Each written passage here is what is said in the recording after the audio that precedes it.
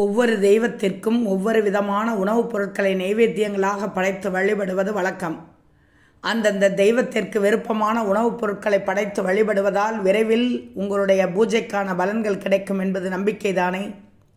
விதவிதமாக நைவேத்தியங்கள் படைத்து வழிபட முடியாதவர்கள் எளிமையாக வாழைப்பழம், வெற்றிலைப்பாக்கு அல்லது பால் மட்டும் படைத்து கூட வழிபடலாம். ஆனால் நம்மால் முடியுமென்றால் எந்த தெய்வத்திற்கு என்ன நைவேத்தியம் படைத்து வழிபட்டால் அந்த தெய்வம் மனம் மகிழ்ந்து விரைவில் அருள் தரும் என்பதை தெரிந்து கொண்டு உங்களுடைய வழிபாட்டினை செய்யும்போது உங்களுடைய வேண்டுதல்கள் விரைவில் கைகூடும் என்று சொல்லப்படுகிறது.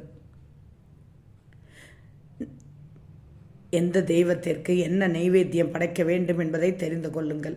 விநாயகருக்கு கொழுக்கட்டை, மோதகம், அப்பம். முருகனுக்கு பஞ்சாமிர்தம், தேனும் தினைமாவும். அனுமன் மோதிச்சோறு லட்டு. துர்க்கை வாழைப்பழம். குபேரன் ரசகுல்லா. பைரவர் சர்க்கரை பொங்கல், தயிர் சாதம். கிருஷ்ணர் வெண்ணெய், அவல். காளியம்மன் சர்க்கரை பொங்கல். பார்வதி தேவி பருப்பு பாயாசம். வாராகி அம்மன் சர்க்கரை கிழங்கு. வள்ளி தயிர் சாதம். சரஸ்வதி தேவி வெண்பொங்கல். விஷ்ணு ரவா அல்வா. பிரம்மா மோதிச்சூர் லட்டு.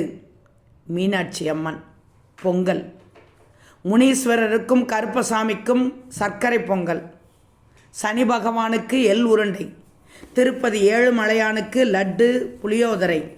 சிவபெருமானுக்கு அன்னம், பாயாசம், அன்னபூரணி, பருப்பு சாதம். ஐயப்பன் அரவண பாயாசம். யமதர்மராஜா எல். ஸ்ரீராமர் பாயாசம். மகாலட்சுமி பால் பாயாசம். குலதெய்வத்திற்கு சர்க்கரை பொங்கல், மாரியம்மனுக்கு கூழ். இந்த நைவேத்தியங்களை படைத்து வழிபட முடியாதவர்கள் பால் அல்லது என்ன பழம் கிடைக்கிறதோ அதை படைத்து வழிபடலாம். இவை இரண்டுமே அனைத்து தெய்வத்திற்கும் ஏற்றவை.